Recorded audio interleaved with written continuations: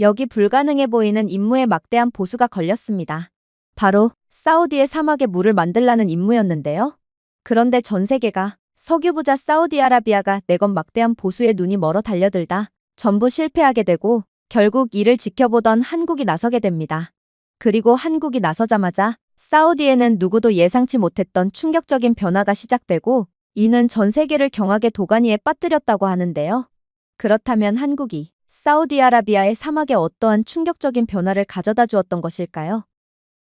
안녕하세요. 제 이름은 카림 알파이잘이며 사우디아라비아에서 15년 넘게 환경청 국장으로 재직해왔습니다.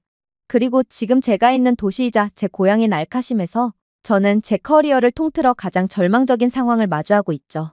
사막은 이 도시를 완전히 파괴하고 있거든요. 수년 동안 계속된 가뭄, 공허한 말에 진작에 무너진 우물, 계속해서 실패한 수확 등 말입니다. 그리고 지구온난화가 가속됨에 따라 이제는 알카심의 땅 자체가 산산조각난 도자기처럼 변해버렸어요.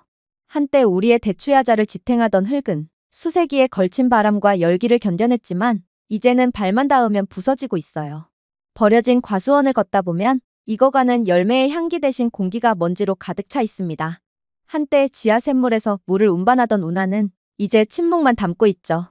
한때 알카심 아래에 뛰는 심장이었던 우리 대수층은 소금으로 포화되어 있습니다. 우리가 그 물에서 끌어오는 물은 소금 결정이 떠다닐 뿐만 아니라 극도로 오염된 마실 수 없는 독이 되어버렸어요.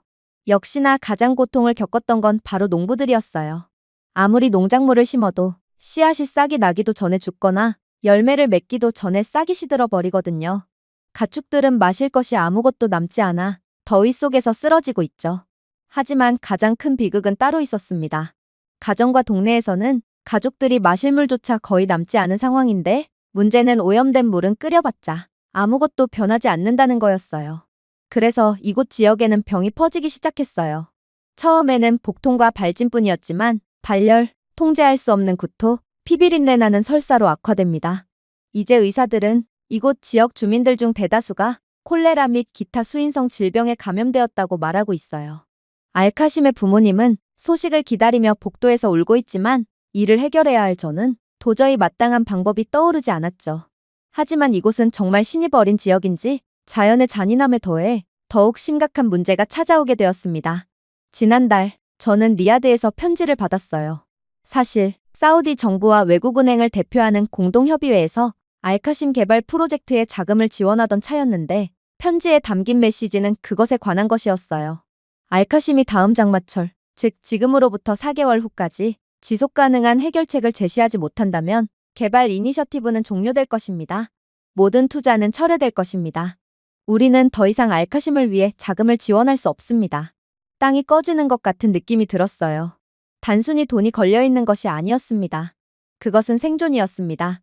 외부의 지원이 없었다면 수도 인프라를 개선할 어떠한 여지도 없어지게 되고 엔지니어의 급여도 없었으며 의약품 예산도 없었을 것입니다.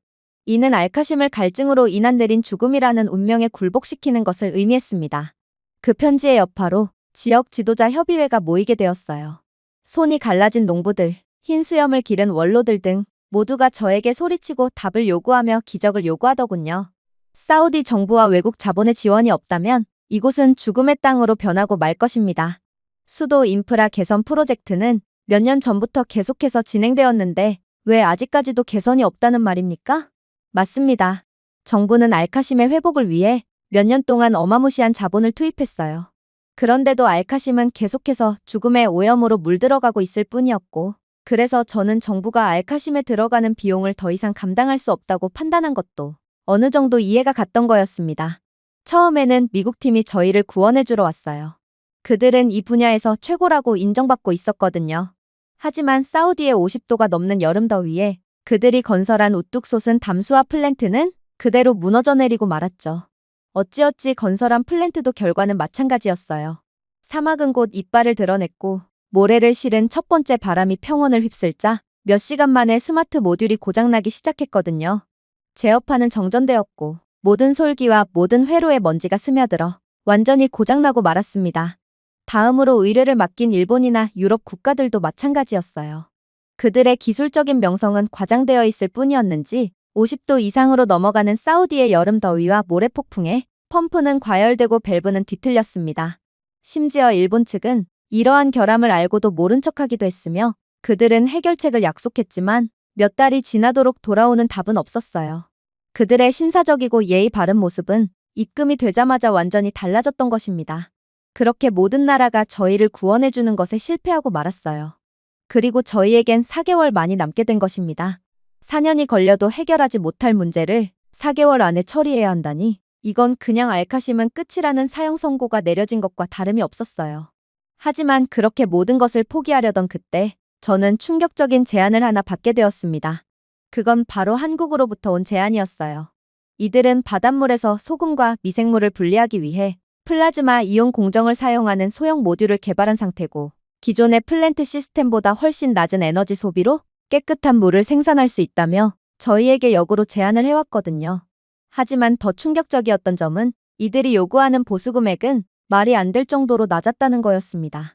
한국 측은 기술력을 돈벌이의 목적보다는 어려운 사람들을 위해 사용하고 싶다는 박애주의적인 말을 해오더니 자신들이 사우디아라비아를 구원할 수 있다며 높은 자신감마저 내비쳤어요. 그러나 저는 신중에 신중을 거듭했습니다. 돈이 문제가 아니라 시간이었어요. 저희에겐 4개월밖에 남지 않았기에 한국에 이번 프로젝트를 맡긴다면 이건 저희에게 남은 마지막 프로젝트를 의미했거든요. 그리고 그들이 4개월 안에 모든 것을 완료할 수 있을 거라는 보장도 없었죠. 하지만 그때 저는 불현듯 10수년 동안 저희가 추구해온 해답은 어쩌면 우리를 항상 실패하게 만들었던 거인들에게 있지는 않을 수도 있다는 생각이 들었어요. 예상치 못한 곳에서 헤드라인을 장식하기에는 너무 작지만 사막을 거스를 만큼 강한 나라에서 구원이 올 수도 있었죠. 그래서 저는 곧바로 의회에 한국에 대한 제안을 소개하게 됩니다. 역시나 그들은 그저 비웃을 뿐이더군요. 미국과 유럽이 실패한 프로젝트를 작은 아시아 국가가 성공한다고요? 그건 불가능해요. 또 다른 아시아 국가요? 또 다른 속임수를 보일 뿐일 겁니다. 원로 중 한 명인 셰이크 마수드가 외쳤습니다.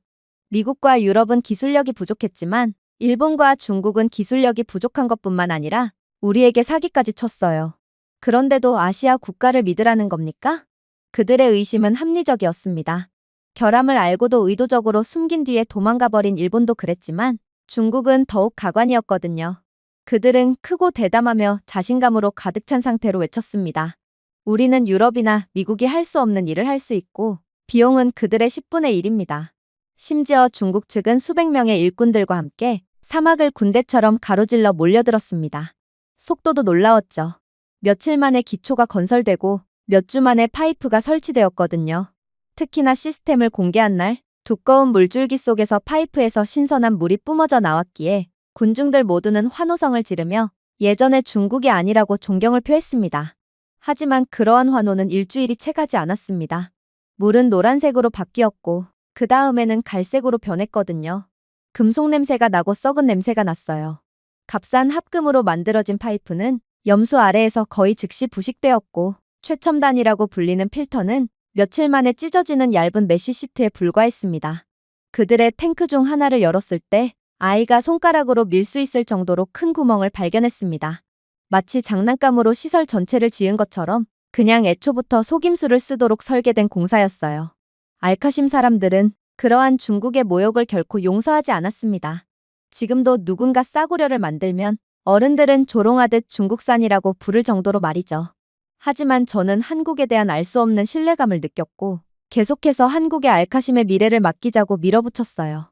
당신들은 한국이 작다고 말합니다. 멀리 있다고 말하고 있죠. 하지만 주위를 둘러보세요. 한국이 정말 얼마나 작은 국가일까요? 당신들의 주머니에 있는 스마트폰을 보세요. 삼성 스마트폰이네요.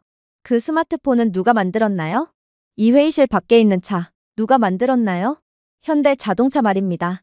자녀 학교의 스크린, 거실의 텔레비전, 사무실을 냉방하는 에어컨 등 한국의 흔적을 간직한 가전제품은 몇 개나 될까요?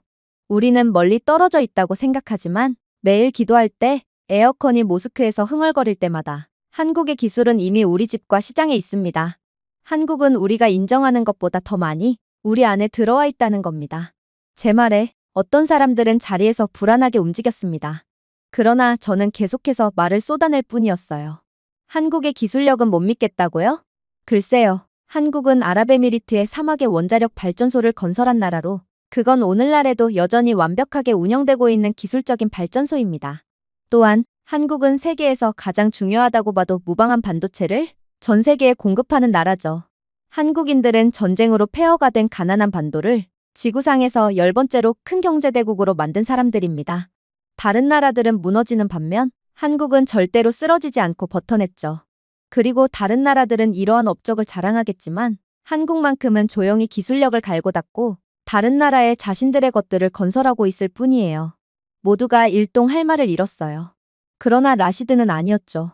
원로인 셰이크 마수드와 아주 가까운 관계를 갖고 있던 그는 제 말은 전부 한국의 뒷돈을 받은 제가 거짓으로 지어내는 것일 뿐이라며 선동을 시작했거든요. 그때 저는 그들이 왜 이렇게 저를 방해하는지에 대한 이유를 깨달았습니다. 지난 몇 주 동안 저는 여러 정보를 입수했어요. 중국 사절단이 조용히 방문하여 다시 한번 저렴한 장비를 공급하기 위한 거래를 제안했다는 것을 알고 있고, 제가 한국에 대한 수주권을 회의하기 위해 회의를 예약하자 중국 측은 한국의 담수화가 검증되지 않았고 경제가 취약하며 유일한 강점은 기계가 아닌 음악과 드라마를 판매하는 것이라고 주장하는 아랍어 팸플릿을 배포하기까지 했거든요. 일부 시의원들은 이러한 중국 자본의 영향을 받은 게 분명했습니다. 그들은 중국의 돈을 받고 한국을 무작정 비하하고 있는 것이죠. 왜 한국을 선택하면서 시간을 낭비하려고 하나요? 중국인들에게 다시 전화합시다. 적어도 그들은 속도를 이해하고 있어요. 우리에게 남은 시간도 얼마 없잖아요. 저는 중국 자본의 나라까지 팔아먹으려는 그들의 환멸감을 느꼈습니다.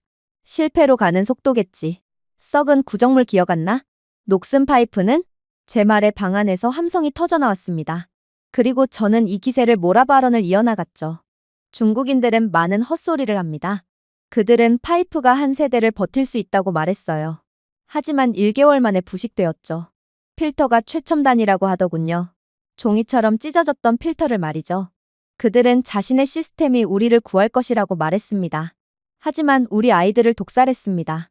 그리고 이제 그들은 한국이 증명할 수 있는 진실한 품질, 진정한 회복력은 값싼 속임수가 아니라 힘들게 얻은 혁신에서 비롯된다는 사실을 두려워하여 거짓말을 퍼뜨리고 귀에 속삭이고 있습니다.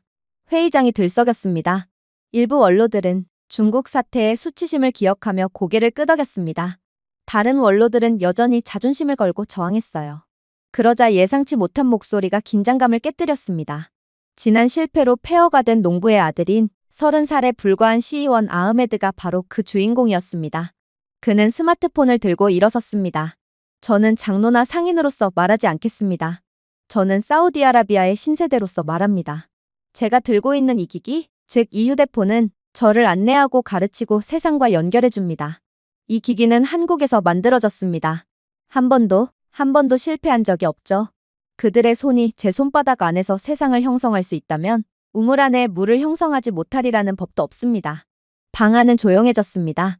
의심하는 사람들조차도 반박할 수 없었어요. 잠시 동안 그의 말은 우리 모두에게 깊은 메아리처럼 울렸습니다. 이어진 투표는 긴장감 넘쳤고 각 장로는 주저하며 자신의 표식을 올렸습니다. 한동안 집계는 반반, 찬성과 반대에서 균형을 맞췄지만 마침내 최종 결정에서 근소한 차이로 제안이 통과되었습니다. 한국의 기술 수주가 받아들여진 것이죠. 중국의 뒷돈을 받아먹은 원로들은 한숨을 푹푹 쉬었지만 대부분은 환호했어요. 어쩌면 한국은 정말로 저희에게 기적을 선사해 줄 수 있을 것입니다. 그러나 한국은 운이 좋지 않았어요. 한국인들이 마침내 알카심에 도착한 날, 태양은 이미 용서할 수 없는 상태였고 거의 포장도로를 전부 녹여낼 것만 같았거든요. 저희는 의회 의원들, 종교 지도자들, 회의적인 사업가들로 구성된 대표단과 함께 그곳에 모였고 적어도 과거에 보았던 광경만큼 웅장한 광경을 기대했습니다. 당연했죠. 한국은 4개월 만에 프로젝트를 성공시켜야 합니다. 그러니 수많은 인력과 각종 대형 최첨단 장비들이 필요할 게 분명했어요. 미국은 성조기 휘장이 새겨진 제복과 각종 대형 상자를 든 50명의 엔지니어들과 함께 왔습니다. 중국은 거의 500명에 달하는 노동자 군대를 보내 강철을 운반하는 개미처럼 사막을 가로질러 행군했습니다.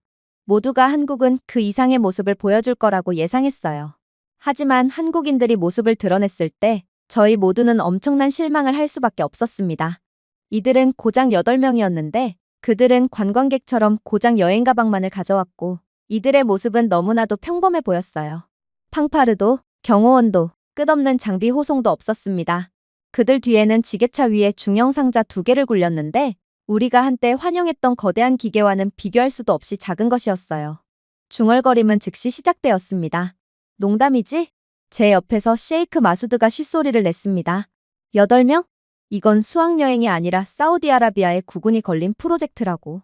그들의 엔지니어 팀은 어디에 있지? 트럭은 어디에 있는 거야? 또 다른 사람이 조롱 섞인 목소리로 중얼거렸습니다.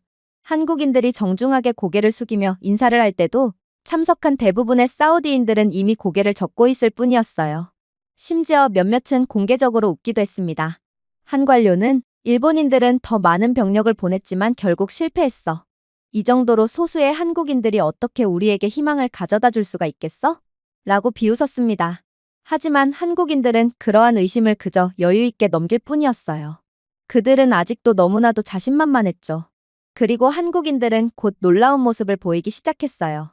다른 국가들에서 온 엔지니어들은 고급 숙소에서 며칠이나 머물며 쉬다가 작업에 들어갔지만 한국인들은 그저 작업지에 간단한 조립식 대피소 기지를 세우더니 곧바로 작업에 들어갔거든요.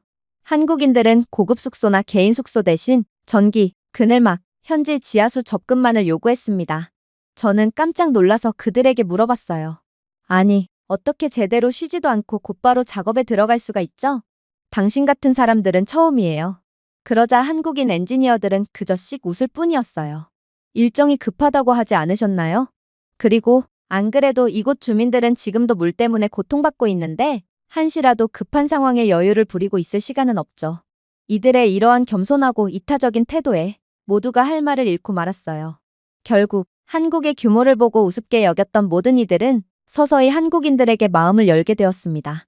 몇몇은 그들에게 차를 내오기도 했고 식사를 대접하기도 했어요. 그런데 이런 상황에서 한국인들이 보인 반응은 모두를 경악시키고 말았습니다. 음식이 제공될 때 이들은 현지인들이 먹는 대로 식사를 했거든요. 유럽인들처럼 포크와 칼을 요구하지 않고 손으로 같은 접시에서 나눠 먹었습니다. 기도 시간에도 마찬가지였어요. 한국은 현지 문화를 존중하는 국가인지 모든 한국인 엔지니어들은 즉시 일을 멈추고 조용히 옆으로 물러나 존경의 뜻으로 목소리를 낮췄거든요. 하지만 조롱이 완전히 사라진 것은 아니었습니다. 한국인들이 소형 드론, 휴대용 태양광 발전기, 이른바 나노파 정화 장치라는 장비를 공개하자 몇몇 관료들은 웃음을 터뜨렸거든요. 그게 다야? 이건 아이들의 과학 실험이야. 한 관료가 짖었습니다. 거대한 파이프, 거대한 필터는 어디에 있나요? 이건 주방 가전제품처럼 보이네요. 그들이 장난감 헬리콥터로 우리 밭에 물을 줄 계획인가요? 또 다른 사람은 드론이 공중으로 날아오자 야유를 보냈습니다. 하지만 한국의 책임자인 강 박사는 침착함을 유지했습니다. 그는 논쟁하지 않았어요. 대신 침묵을 요구하는 제스처를 취하며 부드럽게 말했습니다. 우리 한국인들은 사막을 정복하는데 거인이 필요하지 않다고 믿습니다. 정확성만이 필요할 뿐이죠. 일주일이면 제 말을 이해할 수 있을 것입니다. 당연히 아무도 믿지 않았죠. 일주일이요? 일본인들은 사우디아라비아까지 오는 데만 일주일이 걸렸어요. 그런데 도대체 일주일이라는 짧은 시간에 무엇을 할 수 있단 말인가요? 하지만 이들의 드론이 기수의 센서를 내리고 실시간 데이터를 화면에 전달하자 웃음은 사라졌습니다.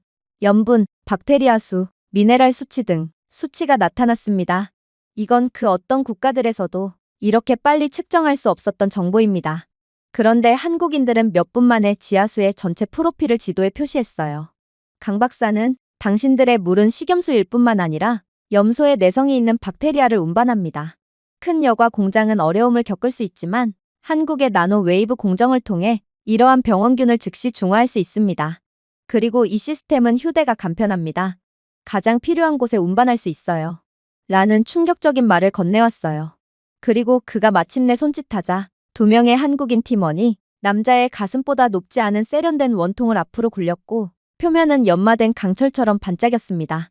얇은 패널이 펼쳐지면서 희미하게 파란색으로 빛나는 복잡한 코일과 방출기 배열이 드러났습니다. 미국인들이 남긴 거대한 담수화 플랜트나 중국인이 버린 값싼 제품과는 전혀 다른 모습이었습니다. 이것은 작고 우아하며 조용한 힘으로 살아있었어요. 그리고 마침내 강 박사가 스위치를 누르자 기계가 윙윙거리는 소리를 내며 공기 중에 잔물결이 퍼지는 것처럼 미묘한 진동을 일으켰습니다. 현지 책임자는 즉시 알카심의 독이 든 우물에 물이 담긴 양동이를 들고 나왔어요. 당연히 물은 염분, 녹, 부패 등으로 완전히 형편없었죠. 그런데 한국인들이 그 썩은 물을 흡입구에 붓자 놀라운 일이 일어나기 시작했습니다. 고주파 공명이 공기를 채우더니 이내 강 박사는 물은 이제 깨끗해졌으니 마셔도 된다고 말해왔거든요. 이 장치는 플라스마로 생성된 나노파, 즉 원자 수준에서 물 분자를 타격하는 초고주파 진동을 사용합니다. 소금, 박테리아, 심지어 바이러스도 이 파동에서는 살아남을 수 없어요. 염분, 박테리아, 중금속은 즉시 물에서 분리되고 당연히 화학물질도 폐기물도 남지 않게 되거든요. 이건 전 세계에서 오직 한국만이 개발해낸 신기술이지만 사실 원리는 간단해요. 물 분자는 극성이지만 소금이온은 극성이 아니거든요. 그리고 박테리아는 특정 주파수에서 붕괴하는 막을 가지고 있죠. 그러니 초고주파 플라스마로 생성된 파동을 사용하여 이러한 불순물을 물 밖으로 진동시키면 염분의 소금 결정이 떨어지고 박테리아와 바이러스는 분자 수준에서 파열되는 것이죠. 자, 이젠 순수한 물만 남았습니다. 모두가 한국인들을 믿지 않았습니다. 이들의 행동은 마치 단 한 번도 불을 사용해 본 적 없는 사람들에게 불로 고기를 구워 먹으라고 하는 것과 같았거든요. 그러자 한국인 엔지니어들은 충격적인 행동을 하기 시작했습니다. 한국 엔지니어 중 한 명인 이준호 씨는 유출소와 연결된 투명한 튜브를 들어 올렸습니다. 그리고 그 물을 그대로 유리잔에 따라서 벌컥벌컥 들이켰죠. 그 똥물을 먹다니 모두가 경악을 할 수밖에 없었어요. 하지만 동시에 물을 마셔본 지 오래되었던 저희 모두는 침을 꼴깍 삼키며 그 장면을 지켜보고 있었습니다. 그리고 그중 한 소녀는 저희가 말릴 새도 없이 잔을 들어 물을 벌컥벌컥 들이켰죠. 아이의 눈이 커졌습니다. 그는 이번에는 다시 더 오랫동안 물을 마셨고 잔이 비워질 때까지 계속 마셨습니다. 그리고 천천히 고개를 들더군요. 아무 맛도 느껴지지 않아요. 마치 비처럼 말이에요. 군중들 모두가 화들짝 놀랐습니다. 그럴 리가 없어. 그건 불가능해. 저는 그 즉시 똥물에서 식수로 재탄생한 물을 측정했습니다. 기계 옆에 화면에 숫자가 나타나더군요. 분명 우물에서 나온 물의 염분은 4.6%로 바다보다 염분이 높았고 박테리아 수는 밀리리터당 210만 CFU, 비소, 납, 카드뮴 등의 중금속이 검출된 물이었지만 한국인들이 가져온 프로세스가 시작됨과 동시에 염도가 4.6%에서 1.2%로 떨어지고 0.3%, 그 다음 0.05%로 감소했습니다. 박테리아 수는 아예 없는 수준으로 바뀌었습니다. 중금속은 추적 수준이 너무 낮아 센서가 녹색으로 깜빡였죠. WHO 표준을 통과한 것입니다. 이 모든 증거가 확인되자 지켜보던 모든 사람들은 정화된 물을 벌컥벌컥 마시기 시작했어요. 어떻게 이 작은 기계가 독을 순도로 바꿀 수가 있는지 한국인들은 염도 수치가 생수보다 2배나 깨끗한 물을 만들었고 저희는 얼떨결에 세상에서 가장 더러운 물에서 세상에서 가장 깨끗한 물을 갖게 된 것입니다. 하지만 그때 중국의 뒷돈을 받아먹은 마수드가 고용한 사우디아라비아 연구원은 고함을 치며 이건 사기라고 말해오기 시작했습니다. 이건 일종의 역삼투압 원리를 이용한 건데 이런 원리로 작동한다면 깨끗한 물을 만드는데 사용되는 전력이 너무 많아져요. 이건 배보다 배꼽이 더 큰 경우라고요. 계산해본 결과 이런 원리를 통해 물을 정화한다면 매일 5,000리터의 깨끗한 물을 생산하는데 하루에 45메가와트의 전력을 소비해야 해요. 이건 도저히 유지가 가능한 전력량이 아니란 말입니다. 그의 말이 맞았어요. 사우디는 절대로 그런 무지막지한 전력을 감당할 수 있는 국가가 아니었습니다. 정말로 한국의 방법은 그저 다른 많은 국가들처럼 아무짝에도 쓸모없는 것이었을까요? 하지만 이를 들은 강 박사는 충격적인 말로 모두를 합주기로 만들어버렸습니다. 그는 실린더를 두드리며 이 시스템은 단위당 15kW 미만을 소비합니다. 거의 가정용 에어컨 한 대가 사용하는 전력이죠. 그리고 이 전력으로 매일 5,000리터의 깨끗한 물을 생산할 수 있습니다. 이 작은 기계 하나가 말이죠. 그러니 이 기계가 100대만 있으면 주 전체의 절반의 물을 공급할 수 있는 것입니다. 군중은 숨을 헐떡였습니다. 사우디 연구원은 당황해서 외칠 뿐이었어요. 만약 그것이 사실이라면 그것은 어느 나라도 도달할 수 없었던 일입니다. 그러나 강 박사는 여전히 침착하게 대답할 뿐이었어요. 잘 알고 계시네요. 한국을 제외한 모든 나라의 손이 닿지 않는 기술입니다. 그리고 그의 말의 효과는 압도적이었습니다. 불과 몇 시간 전까지만 해도 비웃었던 장로들은 이제 말을 잇지 못하고 서서 사람들이 마시고 웃는 장면을 보며 눈시울을 붉히고 있었죠. 한 장로가 마침내 침묵을 깼습니다. 우리는 평생 동안 미국 등의 부유한 제국의 거인들만이 우리에게 구원을 내려줄 거라고 생각했습니다. 하지만 그들 중 아무도 우리에게 구원을 주지 않았어요. 그 누구도 우리 아이들이 가져야만 하는 깨끗한 물을 주지 않았어요. 그러나 한국은 우리에게 자선이 아니라 힘을 주었습니다. 그날 밤 알카심 사람들은 잠을 잘 수 없었습니다. 한국인들이 가져온 기계는 꾸준히 흥얼거리며 계속해서 수천 리터의 물을 생산했어요. 수십 년 만에 처음으로 어머니들은 끓일 필요 없이 냄비를 채우고 아버지들은 두려움 없이 주전자를 보관하고 아이들은 떨리는 입술 없이 물을 마셨습니다. 저는 그들 사이를 걸으며 귀를 기울였습니다. 한 농부가 속삭이더군요. 알아요? 이 기계 하나가 미국이 200명의 엔지니어와 100억 달러를 쏟아부어도 실패했던 것을 대체한 것입니다. 사실이었습니다. 한국은 수십 년 동안 그 누구도 이루지 못했던 일을 단 몇 시간 만에 해냈어요. 그리고 겸손하고 정확하며 천재적으로 해냈죠. 저는 강 박사가 했던 말을 다시 떠올렸어요. 이것은 한국의 물이 아닙니다. 당신들의 물입니다. 이것은 한국의 기술이 아닙니다. 이것은 인류의 기술이에요. 다만 한국이 가장 먼저 현실로 만들었을 뿐이죠. 그러니 우리는 당신들에게 저렴한 가격에 기술 수주를 해준 것입니다. 물은 인류가 생존을 위해 마땅히 가져야 할 권리와 다름이 없거든요. 한국은 지구상의 다른 어떤 나라도 관리하지 못한 것을 성취했습니다. 이것들은 단순히 정수된 물이 아니었어요. 한국인들은 절망을 희망으로 정화한 것입니다. 그렇게 시간이 흘렀습니다. 사막의 태양이 아무리 장렬하더라도 한국이 가져온 기계는 불과 36시간 만에 필요한 양보다 훨씬 많은 물을 생산해냈어요. 수십 년 동안 말라있던 낡은 탱크는 이제 거울처럼 하늘을 비추며 겨드랑이까지 가득 찼습니다.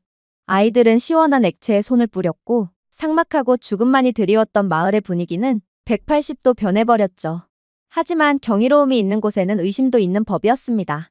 시간이 지날수록 깨끗한 물을 가지게 되었다는 것에 대한 감탄과 기쁨은 줄어들고 의심과 불안함이 그 자리를 대체하기 시작했거든요. 몇몇 장로들은 그늘에 앉아 고개를 저었습니다. 네, 지금은 작동합니다. 하지만 얼마나 오래 작동하나요? 이 기계들은 새 것입니다. 한 달 후에는 어떻게 되나요? 1년 후는요? 유럽의 것처럼 녹슬까요? 미국 것처럼 무너질까요? 아니면 중국 시스템처럼 우리를 역으로 독살할까요? 그들의 말은 빠르게 퍼져나갔습니다. 회의로는 태양 위의 그림자처럼 돌아왔습니다. 그리고 이러한 의심이 드리운 상황에 중국 측의 사주를 받은 스파이들이 날뛰기 시작했어요. 속지 마세요. 이건 단지 쇼일 뿐입니다. 한국의 것도 다른 국가들의 것처럼 시간이 지나면 결국 부식되어 버릴 거예요. 우리에게 필요한 것은 증거입니다. 이런 가짜가 아니라고요. 군중들이 흔들렸습니다. 솔직히 이번 프로젝트를 받아들였던 저조차도 가슴이 조이는 것을 느꼈습니다. 모든 기쁨과 안도감에도 불구하고 우리는 다시 불신의 구덩이에 빠질 운명일까요? 그러나 이러한 의심에도 한국팀은 화를 내지 않았습니다. 그들은 크게 항의하지 않았어요. 대신 강 박사는 첫날부터 보여준 것과 같은 침착함으로 나섰습니다. 우리는 당신의 두려움을 이해합니다. 라고 그는 부드럽게 말했습니다. 당신들은 전에 배신당한 적이 있죠. 하지만 한국은 당신에게 말로만 믿으라고 요구하지 않을 것입니다. 믿을 수 없는 말이 아닌 행동으로 투명하게 진실을 보여드리겠습니다. 그는 팀에게 손짓을 했습니다. 그들은 즉시 세련된 태블릿과 장착된 화면이 담긴 케이스를 열었어요. 정화장치에 연결된 케이블, 안테나가 펼쳐졌습니다. 몇 분 만에 선, 그래프, 숫자가 실시간으로 흐르는 디지털 대시보드가 나타났어요. 강 박사는 이것이 바로 우리의 AI 실시간 모니터링 시스템입니다. 생성되는 물 한 방울, 온도 변화, 기계의 모든 진동은 시스템 내부의 센서에 의해 추적됩니다. 여기 보이는 데이터는 비밀리에 저장되지 않습니다. 1만 킬로미터 떨어진 대전에 있는 본사로 즉시 전송되죠. 그리고 한국의 자체 기술력으로 개발한 인공지능 시스템에 의해 분석됩니다. 결함, 오류, 오염을 절대로 놓치지 않기 위해서죠. 군중들이 몸을 기울였습니다. 화면에서 그들은 실시간 수치를 보았어요. 물 출력 103만 7천 리터, 염분 0.012%, 박테리아 0, 에너지 사용량 12.7kW. 수치가 초당 업데이트되었습니다. 한 한국인 엔지니어가 화면을 두드리며 확대했어요. 이 차트는 지난 36시간을 보여줍니다. 곡선이 보이시나요? 생산량은 중단 없이 꾸준히 증가했습니다. 이 차트는 항상 세계보건기구 기준보다 낮은 염도를 보여줍니다. 이 차트는 AI의 예측 유지보수 경고를 보여주죠. 이미 18시간째에 2호기의 플라스마 코일 온도가 약간 상승하는 것을 감지했어요. 그리고 더 큰 문제가 발생하기 전에 자체 시스템으로 수정했죠. 그래서 이러한 무지막지한 온도에도 깨끗한 물이 계속해서 흐르는 것입니다. 마을 사람들이 중얼거렸습니다. 일부는 여전히 확신이 서지 않은 채 찡그린 표정을 짓더군요. 당신들이 데이터를 숨길 수도 있잖아요. 일본은 결함이 있는 것을 알고도 그저 모른 척하며 돈만 받고 그대로 철수해버렸어요. 당신들이 일본처럼 하지 않으리라는 것을 어떻게 믿죠? 그러자 강 박사는 희미하게 미소를 지었습니다. 그럼 우리를 믿지 마세요. 당신들 자신의 눈을 믿으세요. 그는 다른 화면을 꺼냈습니다. 그러고는 제게 그 태블릿을 넘겨주었어요. 여기에는 저희가 보는 것과 같은 시스템과 연결되어 있습니다. 즉, 당신들도 저희가 보는 수치를 똑같이 볼 수가 있다는 것입니다. 직접 물을 테스트하면 숫자가 여기에 표시돼요. 시스템은 거짓말을 할 수가 없으니 당신들은 한국을 의심할 필요가 없을 것입니다. 이제 모든 회의감은 거의 사라졌어요. 하지만 한국인들은 더욱 충격적인 행동을 하며 저희 모두를 완전히 경악의 도가니로 몰아넣을 뿐이었습니다. 그들은 태블릿 중 하나의 라이브 비디오 링크를 열었어요. 갑자기 흰색 코트를 입은 한국 엔지니어들이 콘솔에 앉아있고 거대한 화면이 데이터로 가득 찬 광활한 통제실의 이미지가 나타났습니다. 안경을 쓴 한 한국인 남성이 고개를 숙이더군요. 대전에서 인사드립니다. 알카심의 모든 지역을 실시간으로 모니터링하고 있습니다. 보시는 것과 같은 숫자를 볼 수 있을 텐데 우리는 결함이 발생하면 1초 이내에 알 수 있으며 즉시 지침을 보내드릴 수 있어요. 여러분은 혼자가 아닙니다. 여러분은 우리와 연결되어 있습니다. 한국과의 계약을 체결한 이후부터 평생 동안 말이죠. 우리는 절대로 친구를 저버리는 사람들이 아니에요. 이게 바로 한국식의 신뢰라고 할 수 있죠. 방은 조용해졌습니다. 사람들은 처음으로 자신들이 더 이상 고립된 사막마을에 사는 것이 아니라는 것을 깨달았어요. 그들의 기계는 지구 반대편에 있는 국가, 즉 인공지능의 눈을 깜빡이지 않고 지켜보고 지키며 생존을 보장하는 국가에 직접 연결되어 있었습니다. 강 박사는 군중을 돌아보았습니다. 그리고 이내 충격적인 말을 해오기 시작했죠. 여러분들은 한국의 기술이 오래도록 지속될 수 있을지 물었습니다. 그리고 저희가 단 8명이라는 이유로 과소평가했죠. 그러나 저희는 단 8명만 여기에 서 있는 것이 아니에요. 그러므로 저희의 기계는 오래도록 지속될 것이고 또 빠르게 문제를 해결할 수 있었던 것입니다. 한국에는 수백 명의 엔지니어가 여러분과 함께 지켜보고 있습니다. 잠들지도 지치지도 잊지도 않는 것이 바로 인공지능이에요. 이 기계들의 모든 심장 박동이 기록되고 모든 물의 숨결이 분석됩니다. 이게 바로 한국의 구축한 기술력이죠. 그 효과는 압도적이었습니다. 의심은 완전히 사라졌거든요. 사람들은 숨을 헐떡였고 일부는 눈물까지 흘렸어요. 그렇게 알카심의 모든 사람들은 한국을 전적으로 신뢰하게 되었습니다. 하지만 저희 모두는 아직도 모르고 있었습니다. 얼마 후에 마을이 완전히 괴멸 직전에 몰리는 충격적인 사건이 터지게 될 거라는 것을 말이죠. 처음에는 알카심을 가로지르는 바람에 의해 떠밀리는 소리에 불과했습니다. 서부 지역의 몇몇 가정은 심한 복통, 어린이들의 구토, 노인들이 매트에서 일어나지 못하는 등 극심한 복통에 시달리고 있었어요. 하지만 다음 날 아침이 되자 그 소리는 두려움의 포효가 되었습니다. 수십 명, 수백 명이 병원으로 몰려들었고 모든 환자들의 눈은 가라앉고 입술은 갈라졌으며 몸은 열로 떨렸습니다. 의사들은 공포에 질린 채로 콜레라라는 단어를 말했죠. 저는 이게 한국 기술의 불완전성 때문이라고 생각했고 그렇게 황급히 강 박사가 건네줬던 태블릿을 살펴보았어요. 하지만 결과는 자명했죠. 그것은 한국의 기술력으로 정수된 물에서 나온 것이 아니었습니다. 잊혀진 우물, 가족들이 한국의 나노 웨이브 기계가 도착하기 전에 의지했던 우물, 여전히 염분, 박테리아, 수십 년 동안의 부패로 가득 찬 물에서 나온 거였어요. 하지만 공황은 이성으로 멈추지 않습니다. 소문이 알카심 전역을 휩쓸었습니다. 한국인들은 생명을 약속했지만 죽음을 가져옵니다. 알카심의 어머니들은 알아놓은 아이들을 끌어안으며 오열을 했어요. 노인들은 이 사막은 구원의 여지가 없는 저주를 받았을지도 모른다고 중얼거렸죠. 병원은 완전한 혼란으로 가득 찼습니다. 병실도 충분하지 않았고 복도에는 환자들이 넘쳐났어요. 정맥주사 수액조차 부족했고 주치의는 환자들이 줄지 않는다면 병원은 3일 내에 모든 물자가 떨어질 것이라며 위기 상황을 전했습니다. 바로 그 순간 한국팀이 도착했어요. 그들은 큰 연설이나 변명을 하지 않았습니다. 장비 케이스, 노트북, 공황을 가르는 침착한 결단력을 가지고 올 뿐이었죠. 강 박사는 혼란 위로 목소리를 높였습니다. 이번 발병은 한국의 시스템이 갖춰지기 전에 시작되었습니다. 하지만 우리는 이를 무시하지 않을 것입니다. 우리는 의학뿐만 아니라 지식을 바탕으로 여러분과 함께 싸울 것입니다. 그의 말과 동시에 한국팀은 꽤 가벼워 보이는 손목 밴드를 나눠주기 시작했어요. 간호사들에게 배포하고 환자에게 하나씩 착용하도록 지시했습니다. 몇 분 만에 수백 명의 남성, 여성, 어린이가 한국인들이 말하는 AI 진단 밴드를 착용하고 있었습니다. 각 밴드는 체온, 수분 수치, 심박수를 측정하며 희미하게 빛을 발했습니다. 그리고 모든 신호는 한국인의 모니터링 허브로 즉시 전달되었죠. 그들이 이미 병원 안뜰에 설치해놓은 스크린에서는 데이터가 살아있는 지도처럼 흐르고 있었습니다. 빨간색 점은 가장 심각한 환자, 노란색 위험 환자, 안정된 환자를 녹색으로 표시하고 있었어요. 화면이 이동하면서 의사들은 숨을 헐떡이며 눈앞의 혼란을 정리했습니다. 누가 긴급한 정맥 주사가 필요한지, 누가 경구 수분 보충제가 필요한지, 누가 기다릴 수 있는지 한 번에 알 수 있습니다. 도대체 이게 어떻게 가능한 거죠? 한국의 기술력은 마치 우리보다 100년은 앞서 있는 것 같아요. 한국이 나서기 시작하면서부터 당황은 곧 질서로 바뀌었습니다. 고작 2시간 만에 분류효율이 3배로 증가했고 해질녘이 되자 생존율은 이미 상승하기 시작했습니다. 하지만 이것은 단지 시작에 불과했습니다. 한국인들이 가져온 손목밴드 뒤에는 훨씬 더 강력한 무언가가 있었거든요. 바로 한국의 AI 역학 추적기였습니다.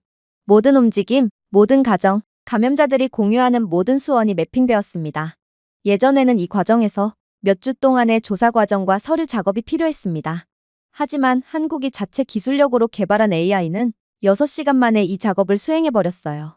화면에는 감염 집단으로 불을 밝힌 알카심의 지도가 있었고 화살표는 오염된 우물 3곳과 오래된 유통 탱크 2곳으로 그 기원을 추적했습니다. 강 박사는 지적했어요. 여기가 출처입니다. 즉시 폐쇄하세요. 사우디 관리들은 깜짝 놀라 트럭을 보내 우물을 폐쇄하고 탱크를 청소했습니다. 그리고 충격적이게도 확산 속도는 거의 즉시 느려졌어요. 마치 AI가 적 주위에 원을 그리며 탈출을 차단한 것 같았죠. 사람들은 다시 속삭이기 시작했지만 이번에는 경외심에 휩싸였습니다. 한국인들은 병 자체를 볼 수 있는 것 같아. 그들은 병이 걸어가는 경로를 정확하게 보고 있어. 이건 신만이 가지고 있는 권능인 줄 알았는데 한국인들은 정말 신이라도 되는 걸까? 하지만 한국의 기적적인 도움 덕분에 흐름이 바뀌기 시작했을 때 충격적인 일이 일어나기 시작했어요. 바로 방해행위가 시작되었기 때문입니다. 소셜미디어에는 난데없이 한국인이 이 질병을 일으켰습니다라는 익명의 게시물이 넘쳐났습니다. 나노파 장치 옆에서 아이들이 쓰러지는 모습이 담긴 조작된 동영상이 등장했어요. 도대체 누가 이런 짓을 했을까요? 알카심의 모든 주민들은 이미 한국은 공격자가 아니라 구원자임을 전부 다 인지하고 있는 상황임에도 말입니다.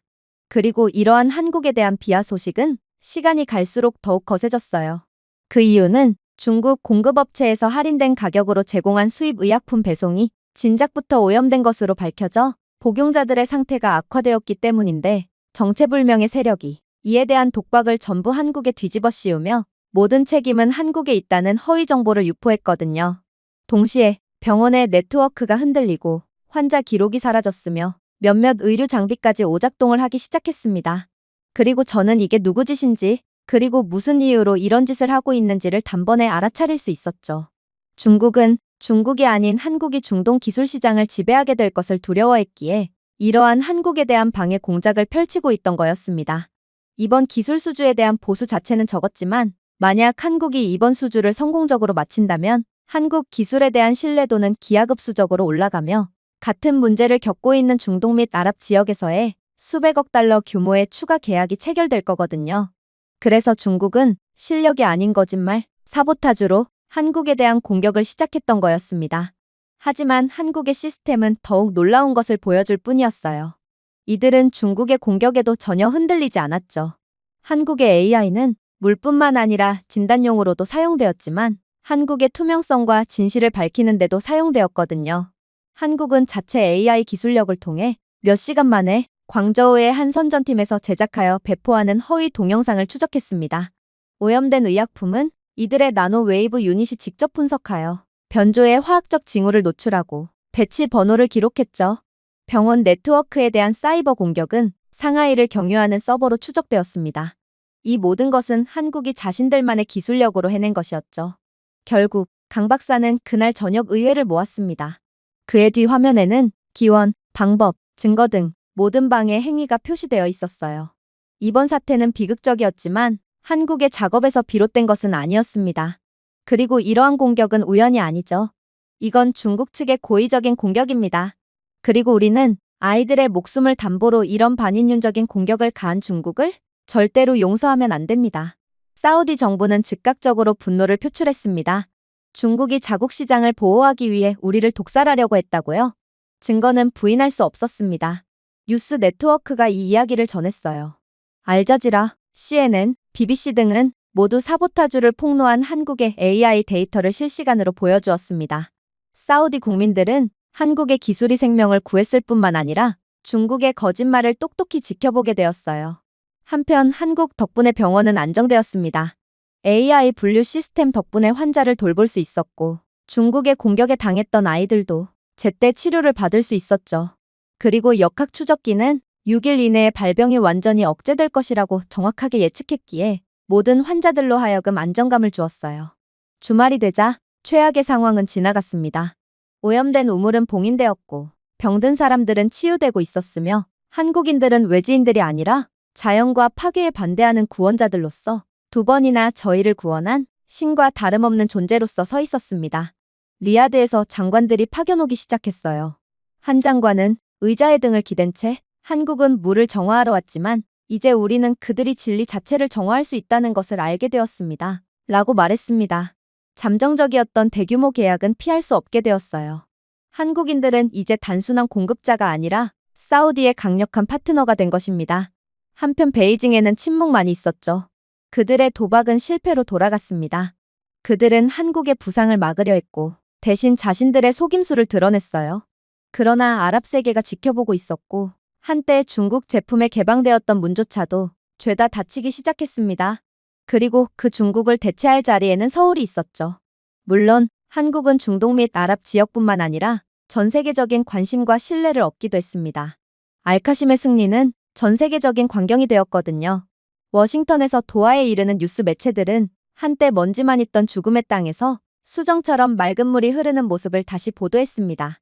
분수대에 물을 뿌리는 아이들, 밭에 물을 주는 농부들, 두려움 없이 물을 잔을 채우는 가족들 등 모든 장면이 사막의 기적으로 방송되었어요.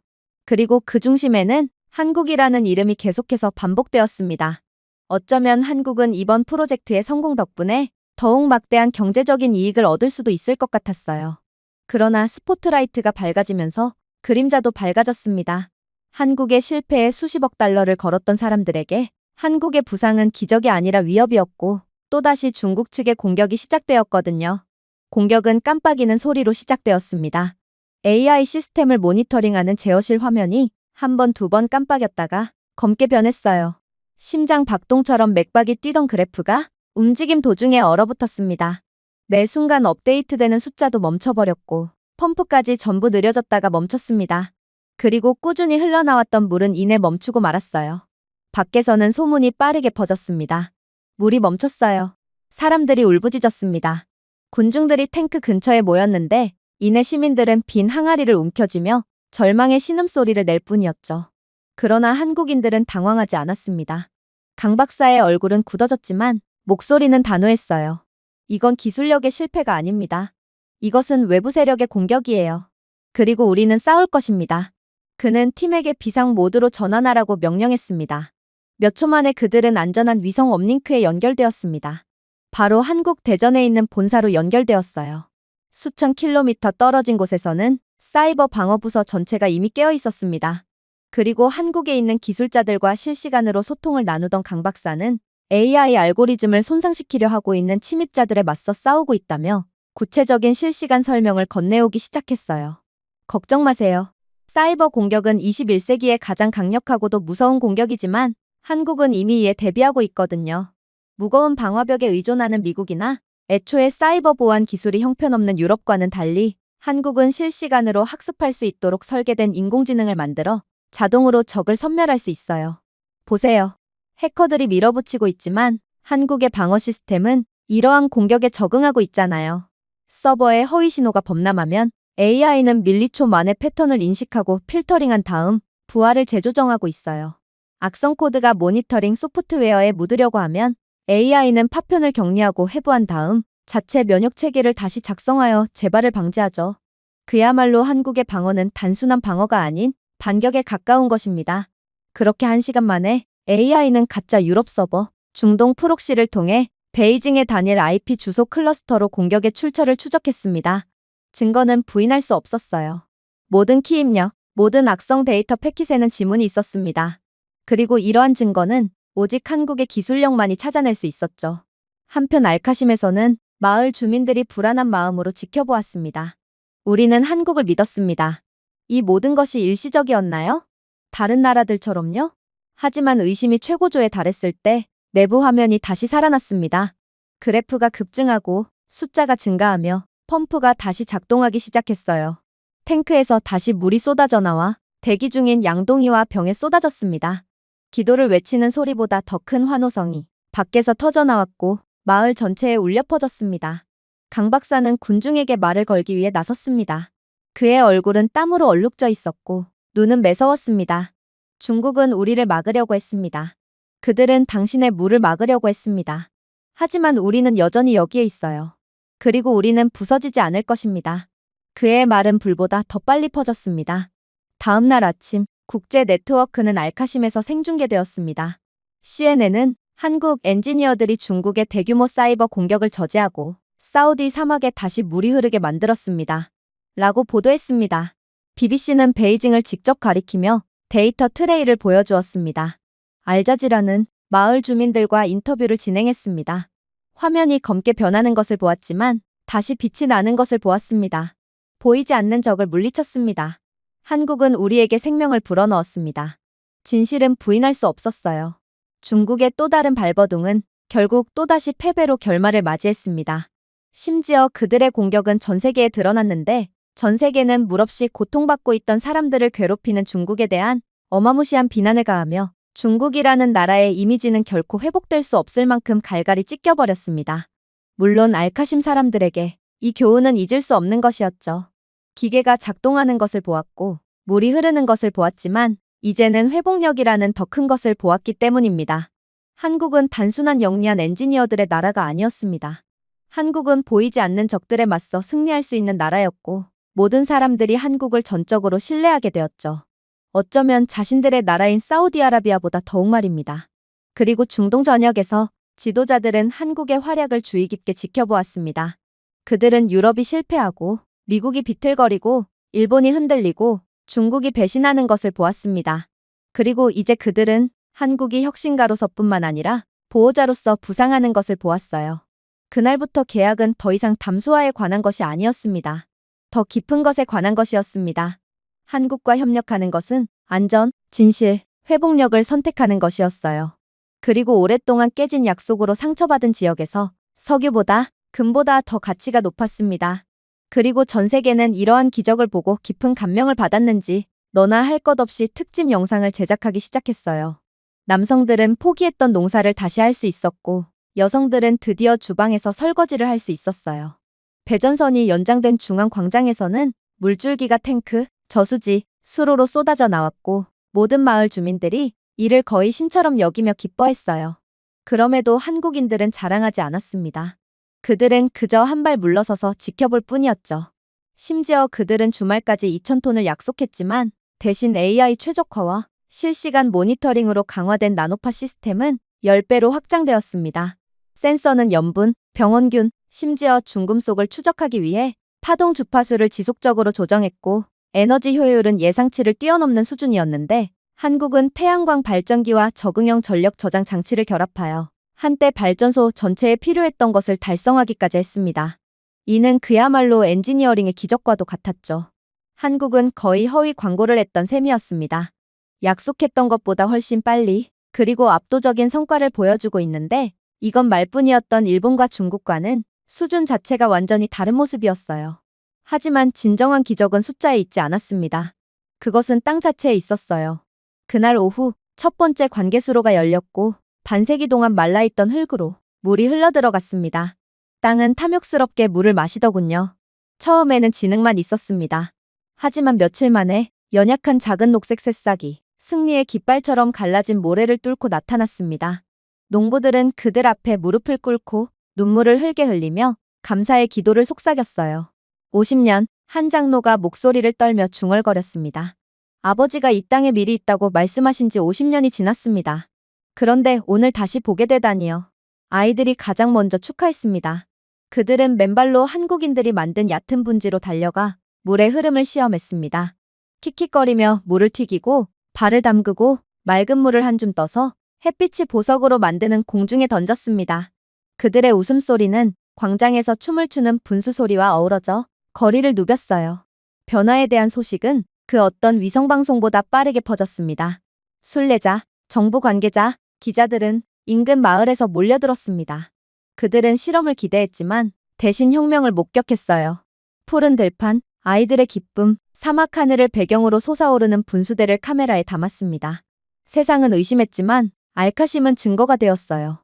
그리고 의회 회의실 안에서 마지막 장벽이 떨어졌습니다. 한국인들을 조롱했던 그 남자들은 이제 서로의 시선을 마주치지 못한 채 침묵 속에 앉아 있었습니다. 중국의 돈을 받고 미국이나 유럽 같은 제국들도 실패한 곳에서 한국 같은 작은 나라는 결코 성공할 수 없다고 맹세한 원로들이었습니다. 하지만 증거는 부인할 수 없었습니다. 물이 흐르고 들판이 되살아났거든요.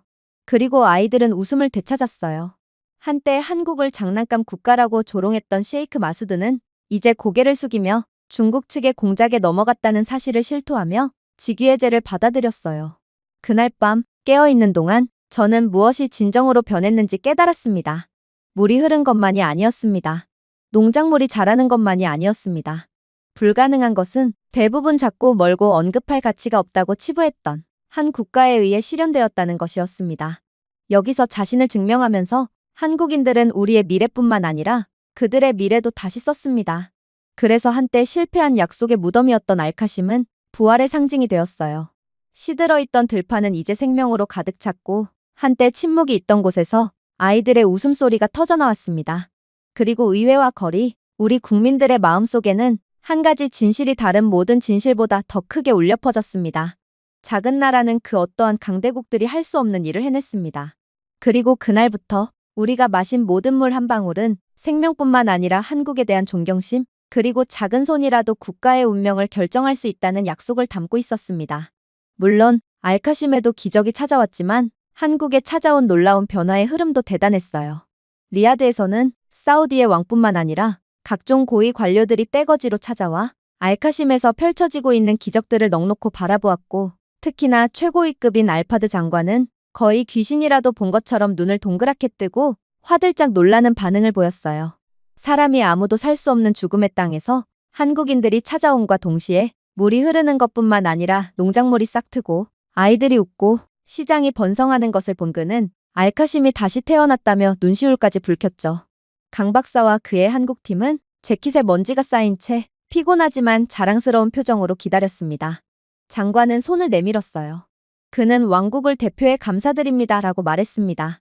그런 다음 신중하게 우리가 상상했던 것보다 더 많은 일을 해내셨습니다 라며 다시금 눈시울을 붉혔죠.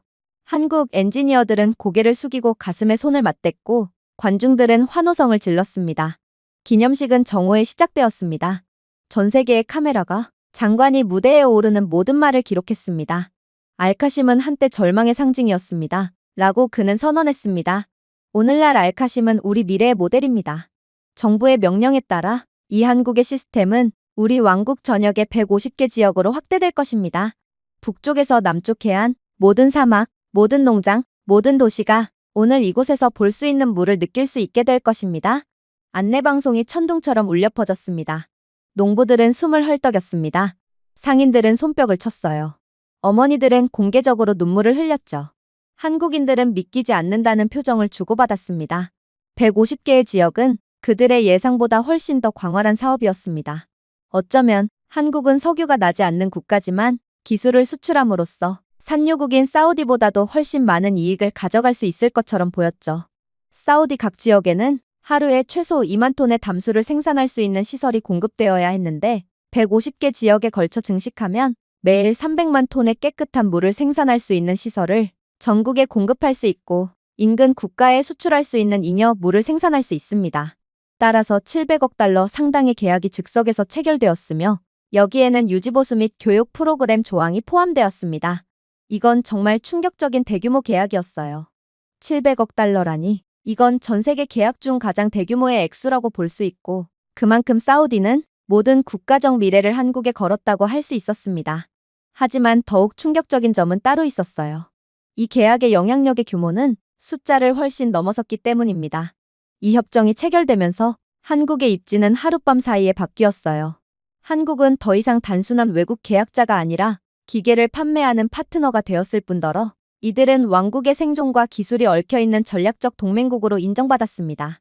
한국의 엔지니어들은 왕실 법령에 의해 안전이 보장되는 외교적 지위를 부여받았고 한국의 기술력의 뛰어남을 인지한 사우디는 리야드와 서울에 공동연구소를 설립할 것을 추진하며 한국에 대한 무한한 신뢰를 보였어요. 전 세계 모두가 사우디아라비아의 석유 자본을 노리고 사우디와 함께 공동연구를 하려고 하지만 사우디는 미국의 요청조차도 거절해왔습니다. 하지만 오직 한국을 위해서 이러한 공동연구시설을 설립한 거예요. 심지어 사우디 정부는 사우디 학생 1만 명에게 한국에서 공부할 수 있는 장학금을 약속했는데 이건 그야말로 사우디의 모든 미래 자산들을 한국에 투자하겠다는 선포와 다름이 없었습니다. 심지어 다른 중동 및 아랍 지역 국가들도 사우디를 따르기 시작했어요. 아랍에미리트, 쿠웨이트, 오만은 각각 100억 달러에서 150억 달러 규모의 자체 협정을 체결하여 알카심 모델을 복제하기로 했거든요. 심지어 이집트까지 여기에 참전했는데 이집트는 나일 델타 프로그램을 통해 한국이 염분이 많은 지하수를 정화하는 독점 파트너가 될 것이라고 발표했고 이 계약은 250억 달러에 달하는 초대형 계약이었습니다. 그러나 더욱 경악스러웠던 순간은 따로 있었어요.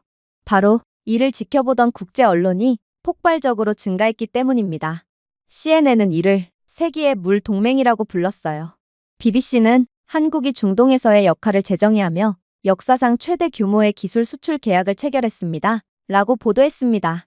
알자지라의 헤드라인은 더 시적이었습니다. 한국은 겸손함을 가지고 왔고 중동 전역의 신뢰를 보여주고 떠났습니다. 시장은 즉각적인 반응을 보였어요. 한국 인프라 기업의 주가는 며칠 만에 2배로 올랐고 부산의 조선소에는 특수 담수화 모듈 수주가 이루어졌으며 대전과 포항의 연구소에는 한 도시가 아닌 대륙 전체를 대상으로 혁신을 확장하는 임무를 맡은 자금이 넘쳐났습니다. 아랍권의 학생들이 사막을 푸르게 만든 나라로부터 배우려는 가운데 한국 대학들은 기록적인 수의 외국인 지원서를 발표했어요. 중동을 훨씬 넘어선 정부들도 주목했습니다. 하지만 한국이 이를 통해 직접 혹은 간접적으로 얻은 돈도 엄청났지만 진정한 상은 이런 게 아니었습니다. 한국이 진정으로 얻은 것은 신뢰성이었거든요. 한국은 다른 많은 국가들과는 달리 결과를 가져왔고 그리고 그 차이로 인해 한국은 소비재 수출국에서 신뢰할 수 있는 생존 보증국으로 격상되었습니다. 아랍연맹 정상회의에서는 역사상 처음으로 한국이라는 비중동 국가가 전략적 파트너로 초청되어 22개 아랍 국가의 국기가 함께 개양되었습니다. 유엔에서는 한국이 이전에 미국이나 유럽 국가들을 위해 지정된 글로벌 물안보위원회의 의장을 맡아달라는 요청까지 받기도 했죠. 아프리카와 라틴 아메리카 전역에서 대통령과 장관들은 연설에서 알카심의 기적을 외치며 한국 모델을 자국의 어려운 지역으로 가져올 것을 약속했습니다. 신뢰는 한국의 새로운 화폐가 되었고 그 가치는 금과 석유를 초과한 셈이었어요. 실제로 아프리카에서는 케냐, 에티오피아, 나이지리아 장관들이 알카심의 기적을 재현하기 위해 서울에 대표단을 파견한 상황이며 남미에서는 칠레와 페루가 가뭄에 시달리는 지역에 대한 제안을 요청했습니다. 세계은행은 향후 20년간 한국의 신수자원 수출 시장 규모가 5천억 달러를 넘어설 것으로 예상했어요.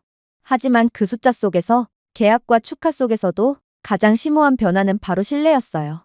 수십 년 동안 아랍 세계는 거인들의 실망을 견뎌왔습니다. 미국은 약속을 가지고 도착했지만 변명을 남기고 떠났습니다. 유럽은 계획을 세웠다면서 극한의 사막기후에 일을 포기했습니다. 중국은 값싼 제안을 하고 동만 남겼어요. 하지만 한국은 겸손하게 도착해 마을 주민들과 함께 일하고 전통을 존중하며 기술뿐만 아니라 존엄성을 전달했죠. 하지만 그 무엇보다 충격적이었던 점이요? 그건 바로 이러한 수자원 인프라뿐만이 아닌 한국의 시스템 방어도 수출 가능한 제품이 되었다는 것입니다.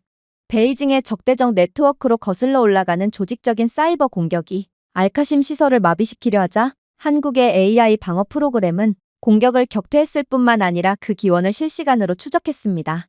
AI는 이 허위 뉴스는 베이징 북부의 IP 주소에서 비롯됐다라고 보도했고 몇 시간 만에 CNN, BBC, 알자지라가 증거를 전 세계에 방송했습니다.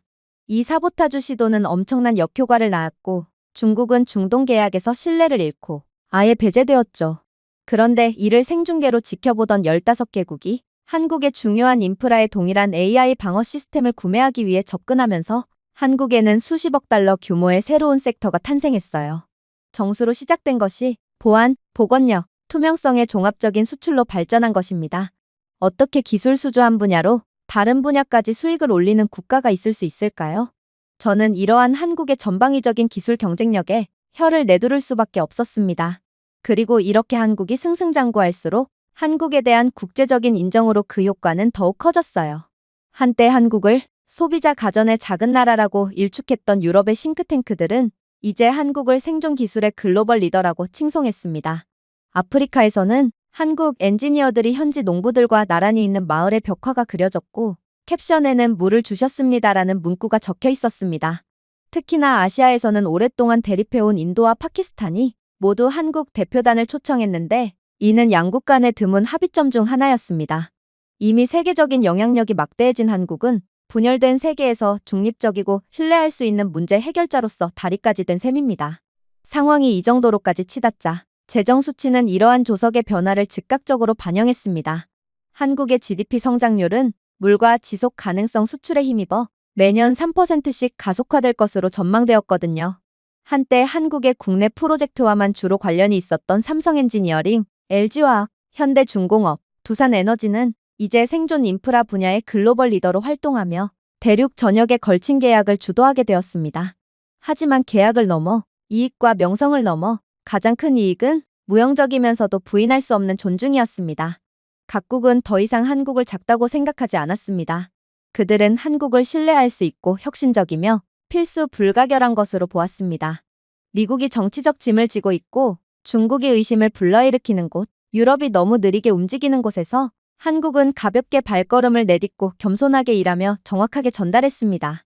더 이상 한국의 브랜드는 단순한 기술이 아니었습니다. 신뢰 그 자체였어요. 저는 이러한 극적인 변화를 지켜보면서 몇 년 전 알카심에 서서 한때 먼지만 날렸던 밀밭이 흔들리는 모습을 보고 있었을 때를 회상했습니다. 본격적인 위기가 시작되었을 때 절망에 빠진 우리가 했던 말이 떠올랐어요. 우리는 아이들을 구하기 위해 물 한 방울만 달라고 애원했습니다. 그러나 오늘날 마을 광장마다 분수대가 춤을 추고 아이들이 관계수로에서 물장난을 하고 신선한 농산물 트럭이 먼 시장으로 떠났어요. 그리고 그 중심에는 한국이 있었습니다. 한국은 우리에게 물만 준 것이 아니었습니다. 한국은 사막의 미래의 씨앗을 심은 셈이었죠. 그 과정에서 그들은 이익보다 더 큰 것, 즉 세계에 대한 존중과 감사, 작은 나라가 자신보다 훨씬 더 큰 국가의 운명을 형성할 수 있다는 지식을 전해주었습니다. 제가 준비해온 내용은 여기까지입니다. 끝까지 시청해주셔서 진심으로 감사드리며 여러분들의 구독과 좋아요, 알림 설정은 영상 제작에 큰 힘이 됩니다. 이상 세모튜브였습니다.